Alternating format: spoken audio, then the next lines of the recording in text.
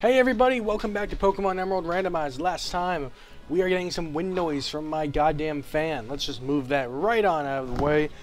My headset is in the right place. Okay. Last time, we started doing a recording, and then I actually kind of had to check something. Let's just do that. And then we do that. Oh my god, are you serious? Okay, this Pokemon Snakewood is cursed. Holy shit, it's actually cursed. Look at this. This game was fine until I opened up Pokemon Snakewood again. And now I'm getting tile glitches all over the place. What the hell? Oh god, this is not good. How are my Pokemon doing? Should I... Oh yeah, Macmillan, you've seen better days, my friend. You've seen much better days. Use potion a few times. There you go. Actually, I have one more I can use. Bam! Nice. Alright, let's talk to you. Except it's actually battle. I'm strong. I won't cry. What? No one should ever cry if they lose, unless it's like a cute girl. But then you don't want them to cry. Because crying makes people look just not good. It's a Nuzleaf! Now, if you guys haven't heard of a certain comic / website, I would highly recommend it. It's called Nuzlocke. It's a I've referenced it multiple times throughout my playthrough. It's a very, very interesting concept. It was created, I don't know, actually like a few years ago, I think. Of someone on 4chan wanted to do I believe on the video game board, they wanted to do a different... They wanted to play Pokemon Ruby and kind of document it, but they wanted to do it in a different way. So, what they decided was that they made themselves some rules. You have to catch the first Pokemon you find in every area. That's it.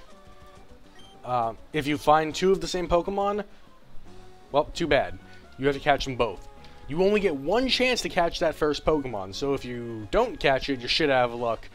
You still can't, you know. But the other rule, so that's one rule. That's interesting.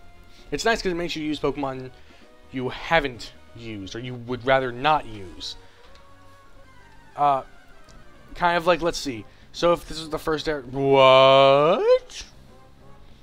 So imagine I were to walk into this area. This was the first Pokemon I found. I would have to catch this. And if I didn't catch it, well, too bad. Why can't you escape from anyone, Macmillan? Come on. Anyways. And the second main rule is that if a Pokemon faints, you have to consider it dead. You have to either release it or just permanently box it. That's a sticking point. You can either throw it in the box forever or release it. And it's actually a very interesting concept because it makes you the whole point of it was to get you attached to Pokemon who you wouldn't normally use. And I can't do one of those because I would just break the rules immediately. Like, really, I would. Now,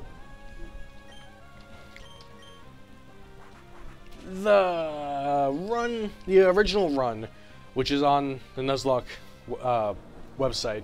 It's the first one. It's like the big main one that everyone would look at first.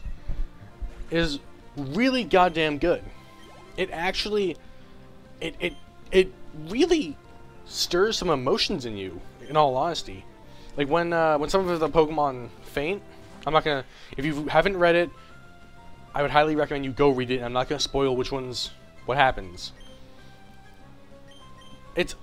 But some of them, it really kind of pulls at your heartstrings. I don't know. It's just the way they do it. And the great thing about Nuzlocke, the original Nuzlocke, it actually spawned a whole bunch of other, like, fan run-throughs of this original playthrough. So, one of my favorites is actually of this game. It's Hale's Emerald Nuzlocke. It's fantastic.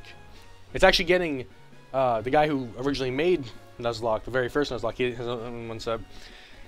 He did a little spotlight of it, like, hey, you should go read this one, and I fully agree with him. That's one of the best fan ones, and it's even better than the original playthrough, the original Nuzlocke. Damn it. Sure. If you're gonna read a fan Nuzlocke, a fan run-through, highly recommend that one. Highly, highly, highly.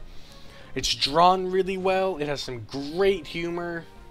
There's a joke. Like, there are a whole bunch of puns, like, play on words and shit. Such as Rayquaza Charles. It's just so good. The way Hale portrays characters is just fantastic.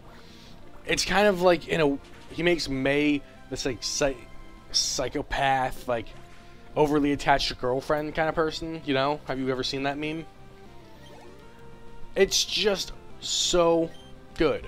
Hopefully I remember to put a link in the description to both the original Nuzlocke and the Hale run-through.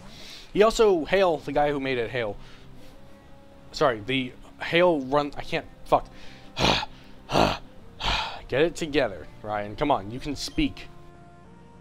Hale also started another playthrough of Platinum version, and what it looked like he was going to do was make a whole story based off of this. Like, its own, this whole story arc with each game intersecting in some way.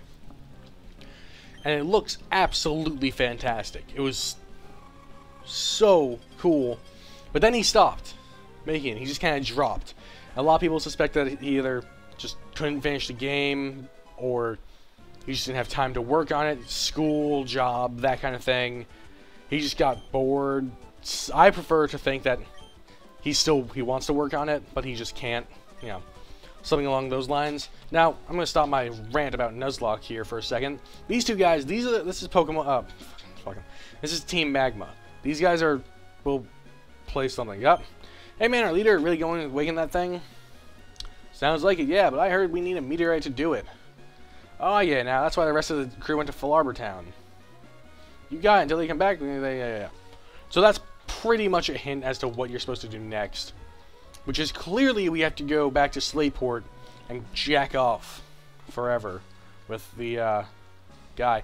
Next time on Pokemon Emerald, we will go back to Slateport and jack off with the guy.